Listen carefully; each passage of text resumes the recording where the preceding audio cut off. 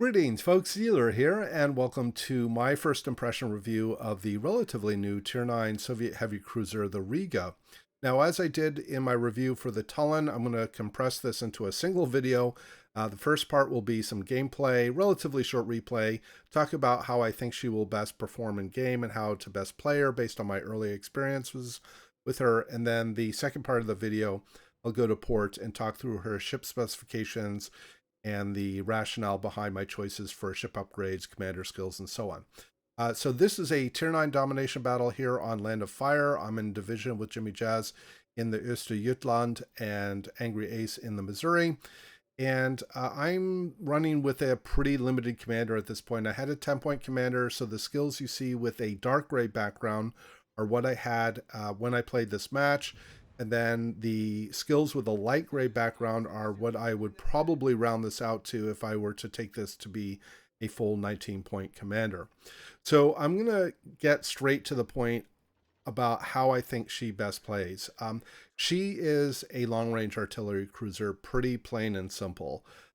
She is quite limited in her versatility, in my opinion. Her AA is okay, and again, I'll get to talk about her specifications when I get to port, but she doesn't carry any torpedoes. She has very low duration radar, and her rate of fire, even with the main battery modification 3 upgrade, which is what I have, is 13.2 seconds, and that really limits her ability to be more of a support, close support cruiser that the U.S. Navy, the Royal Navy, light cruisers tend to be, or even the Des Moines. So my experience with her so far is that she is best played at range, doing the kiting thing. This is exactly what I'm doing with this Georgia. I'm going to get some more shells out here. I do think I take down the Georgia here. Yes, yeah, I do. Okay, so I think that her versatility is quite limited. She is not a radar cruiser in the sense that like the Des Moines is, or a radar Minotaur, or a Worcester. Her radar is very limited in duration. It's 15 seconds. That means at best you're going to be able to get 2 salvos off during the time that the radar is up. You could put the surveillance radar special upgrade on, which I have not, and that would only increase the radar duration to 18 seconds. Which would not give you enough time to fire off another salvo, at least from your ship, with the opponent detected by your radar. So I don't know that it's even worthwhile spending the 17,000 coal to put the special upgrade on. So I have found that, like I said, the best way to play her is as a long-range artillery cruiser. And, she's not going to be like drive up to a cap, radar things and gun things down in a few seconds like a lot of other ships can, like the Des Moines and the Worcester and the Minotaur and so on. That just isn't going to happen. Now, here I am radaring to help my allies see the Fletcher, because I'm afraid that there are torpedoes on the way from the Fletcher to the Friedrich. So my goal there, unfortunately, we do lose the Friedrich, but Jimmy Jazz did have some shells in the air when the destroyer was detected by my radar and was able to finish him off, which is good. And those torpedoes from Jimmy, they're headed toward the Iowa there, look really excellent. I don't remember if he's going to kill him here, but he's definitely, he's definitely going to kill the Iowa. But I have found in the few games that I played with her, I think this is the second match I played, and I've played a total, I think, of 6 matches with her so far. The only time when I felt like I was individually having success, like getting damage done and things, was when I was playing as a long-range artillery cruiser. And that means that the radar usage, again, because it's so short in terms of duration, is really only used opportunistically. It's, late game situation. You're trying to, isolate a, undetected destroyer to take them out of the game to help win the game. Or, you can get into some cover and you can radar a cap for 15 seconds and have 6 of your allies shoot at a target. But usually teams aren't that coordinated to be able to do that. And even when I'm in division, at best, I've only got 2 allies. So So I really feel like she's quite limited. Again, she doesn't carry torpedoes, so like with this Musashi, I couldn't, ambush her with torpedoes if I had the opportunity.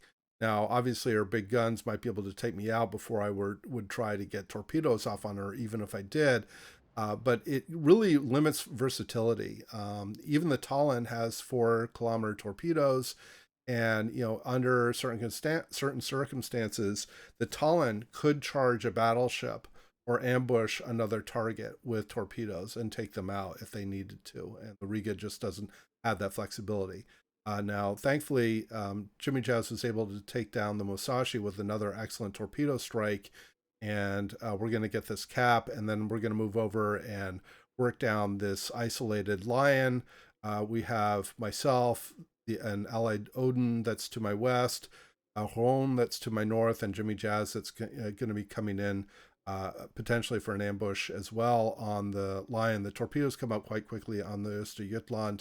Oh, by the way, on that ship, Jimmy Jazz loves the Tier 9 European destroyer. Probably should do a best practices video on that ship alone with Jimmy Jazz doing the commentary. So Jimmy, I'm already volunteering you for that because you've obviously fell in love with that ship. But as for the Riga, my goal right now is basically acting as backup for the Odin, which is pushing against the battleship. The battleship is targeting me. I am going to make a rotation here, but I think it's a little too late. Yeah, he gets a citadel through my bow. So I've got to be careful about staying a little more angled. When I get to port and I talk about her armor is actually is pretty good and is reasonably tanky. She is quite vulnerable broadside, but her bow and belt armor are actually pretty good. And in fact, there will be a couple more salvos. Here comes one from the Lion, or from the Lion. I'm going to angle better on that one. I bounce, and then I think the Lion's going to get off at least one more salvo off on me. And I think I'm going to limit that to a single overpen as well. So her armor does have some, she's able to defend herself relatively well if she's well angled. You can see Jimmy Jazz is going to come in here. This is not an optimal drop angle on torpedoes, but the European destroyers do have the narrow torpedo spread, and so he'll be able to get more torpedoes on the Lion this way than he normally would otherwise.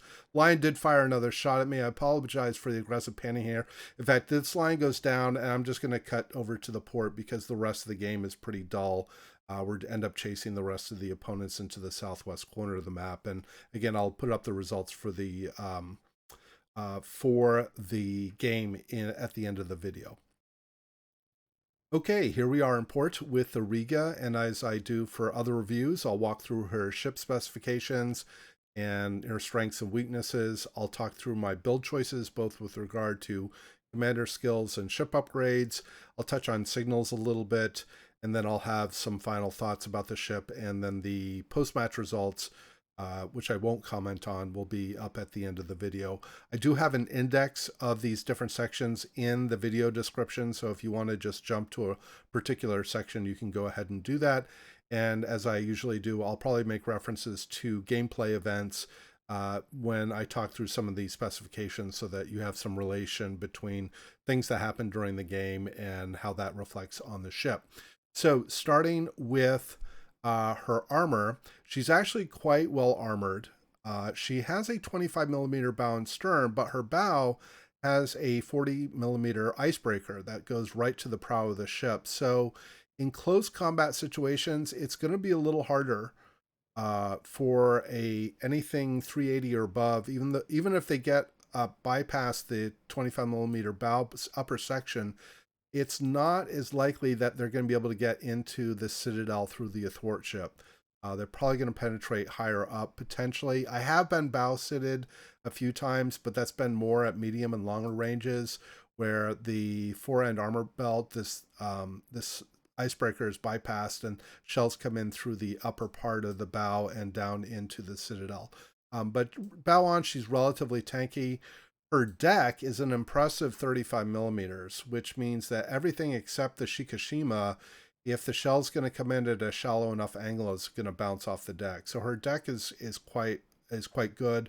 Her turrets are quite well armored. These are going to be pretty survivable, obviously point blank range situations that pretty much any ship, any cruiser at least faces. These turrets can get knocked out, but they're pretty beefy. Her upper belt is 35 millimeters. This means that when she's well angled, like the situation at late game where I was dealing with the Lion that was firing AP, I'm going to be able to bounce that shell. Again, only the Shikishima can overmatch 35 millimeters. So she's got a relatively good upper belt. Her lower belt is 140, which is, again, going to be able to bounce anything as long as she's well angled. Her main vulnerability is her Citadel, which it sits very high. In fact, if I remove the upper casemate area, her Citadel sits very high. So it's right up here. And so she will take Citadel hits. Now, what I thought was kind of interesting is that she has sort of this casemate cap, for lack of a better word, that sort of extends down on both the port and starboard sides of the Citadel.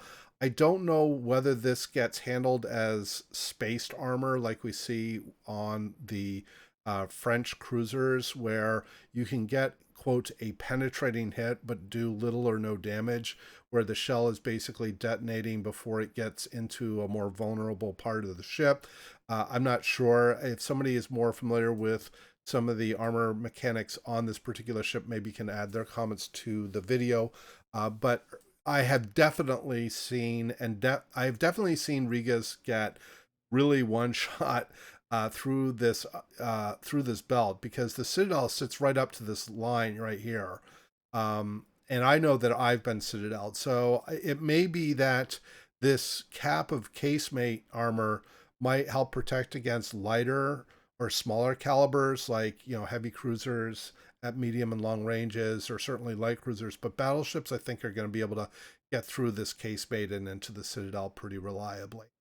Okay, so but otherwise, if she's well angled, she's relatively tanky. Her health pool is very good for this. Is, I think, the best of the Tech Tree Tier 9 cruisers. The home is at 49,500, and that's pretty high. Most of the others are going to be in the mid 40s. The Brindisi is 44, San Luis is 40, Buffalo is 47. Buffalo's pretty sturdy as far as HP. So she has a good hit point pool. Her torpedo protection is pretty good for a cruiser at 19%. That's not very good in the larger scheme of, when you compare it to like the Yamatos or the Massachusetts, and, some of the battleships have, 30, 40 plus percent torpedo protection. But for a cruiser, this is not bad. I think the San Luis is 19. The Brindisi is 22, which is actually quite good for a Tier 9 cruiser. So she has reasonably good torpedo protection. So that's definitely a good thing. So she's relatively sturdy as a cruiser. Okay, so her guns. She has 220 millimeter guns, which is the same size, at least by measurement, as on the Moskva and on the Petropavlovsk, which is the Tier 10 Soviet cruiser, Petropavlovsk, which is the Tier 10 cruiser.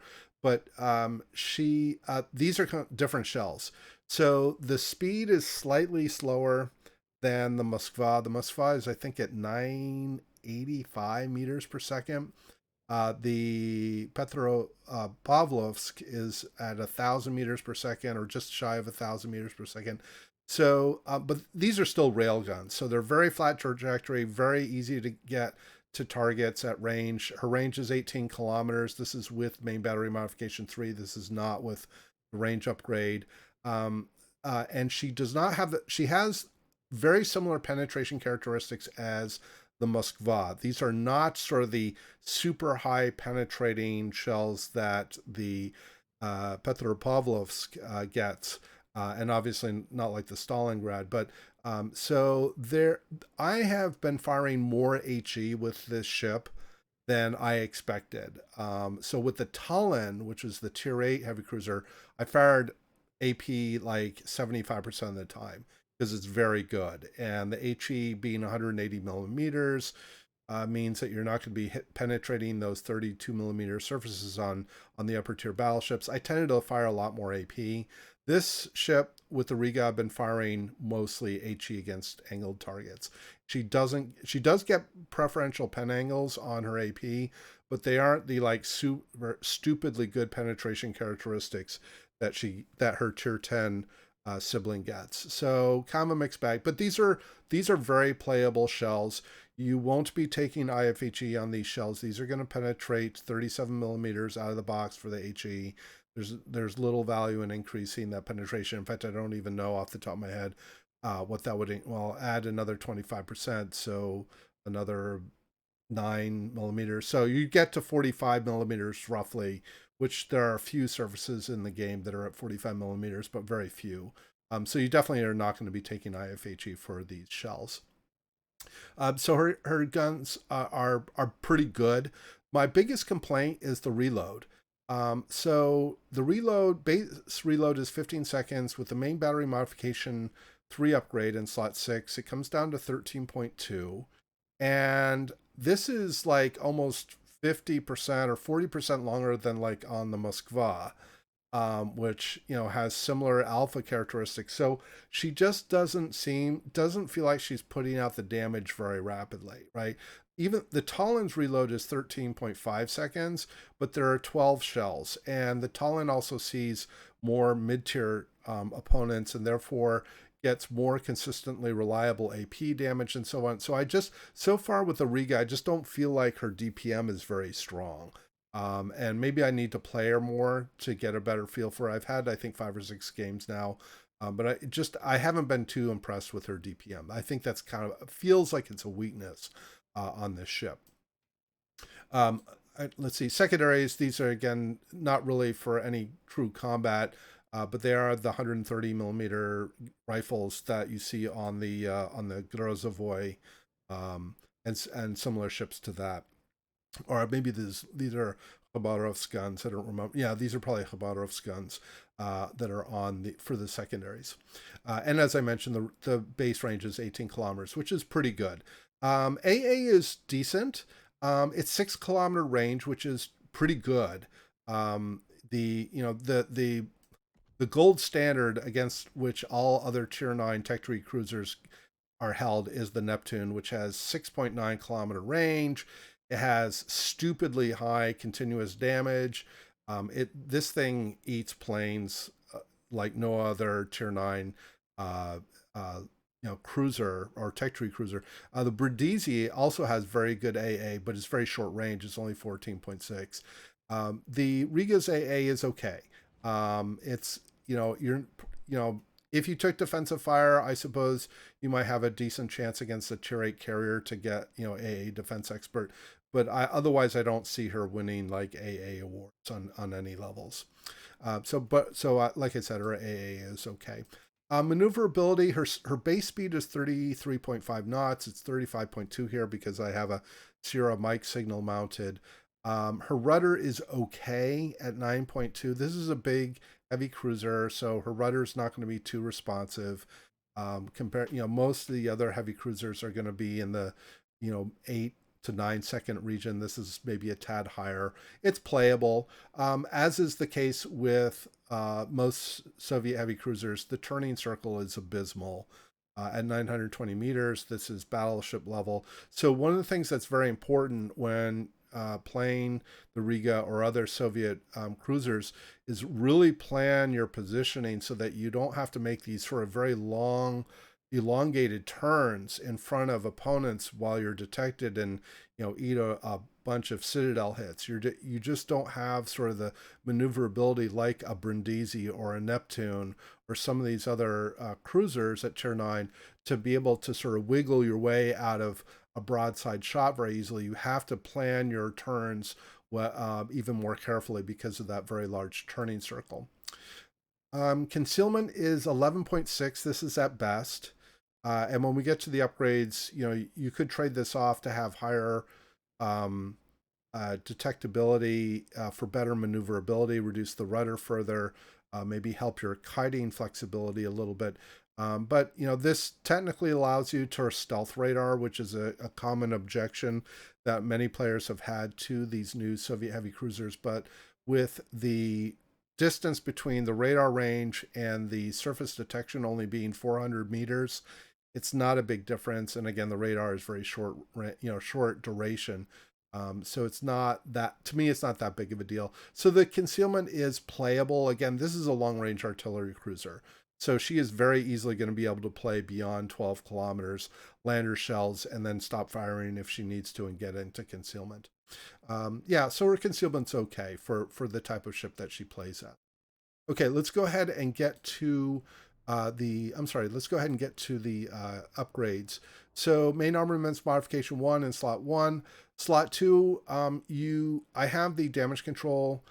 You could take the engine room protection, but I have found that I haven't seen her rudder or engine get knocked out too often. I think she's pretty sturdy from that perspective. So I prefer to reduce the chance of flood and fires. This would be the slot to put the surveillance radar special upgrade if you were willing to spend the 17,000 coal to get it. I mentioned this during the replay. It only increases the surveillance radar by 3 seconds, which doesn't even give you time to fire off an additional salvo. So to me, it's very questionable whether that special upgrade is worth investing in on these ships with such short radar. So I have elected not to take it. Now for slot 3, you're gonna have a choice to make. I took main battery modification 2 because right now I am not taking expert marksman. Now, one thing I did not cover in the with regard to the guns, the turning time on the turrets is relatively slow. They're not straight up terrible, but it's not very good for a cruiser. So with main battery modification 3 upgrade and with the main battery modification 2 upgrade to try to offset the turret rotation penalty, it's 32.7 seconds. So that's why I took the main battery modification 2, was to try to offset some of the impact of main battery modification 3.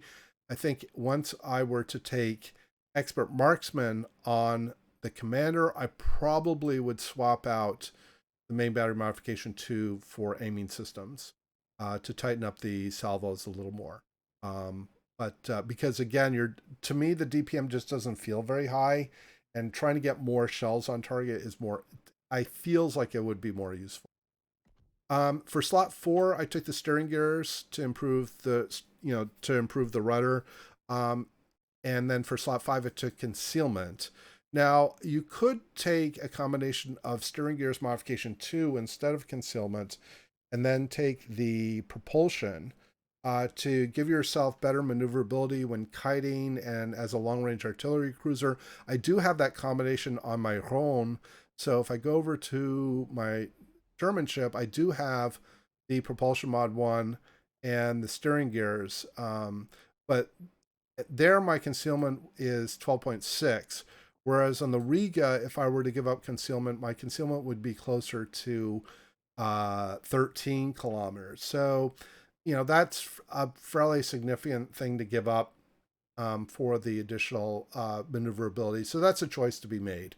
I elected to go with concealment. And then the last slot, I went with main battery modification 3, excuse me, to improve the reload, because again, it just doesn't feel like the DPM on the ship is very good.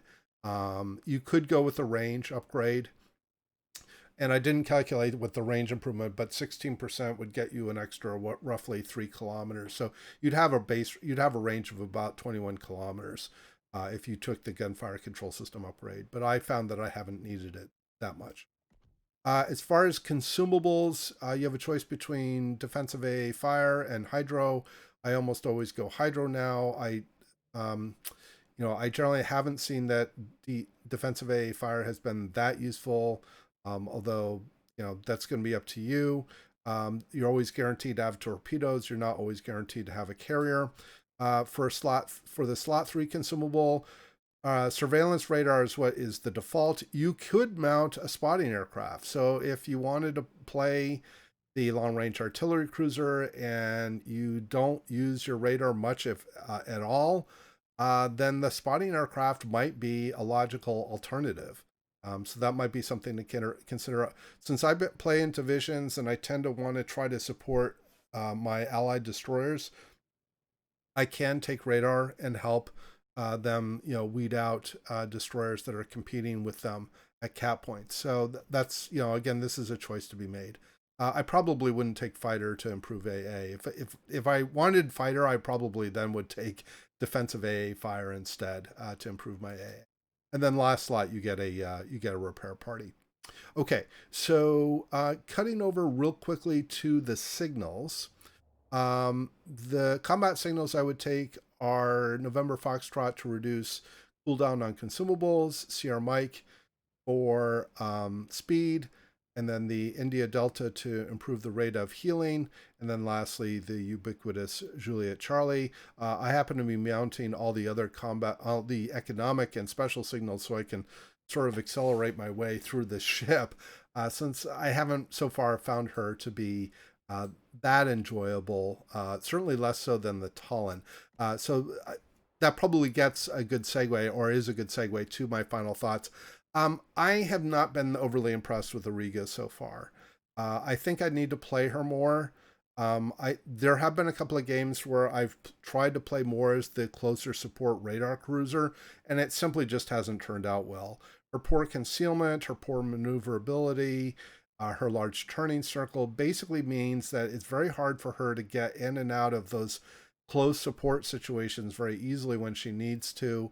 And she's better played as the long-range artillery cruiser, and then use radar when it's opportunistic. That, like, it's late game, you're trying to hunt down a destroyer, or you're, having to go get a cap, and that it's just you and one other opponent, and you're not going to have 4 other battleships firing on you.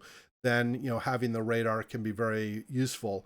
But using it as an early sort of method to go after targets, it's not very useful. And again, the very short duration of only 15 seconds really limits you to fire off at best 2 salvos.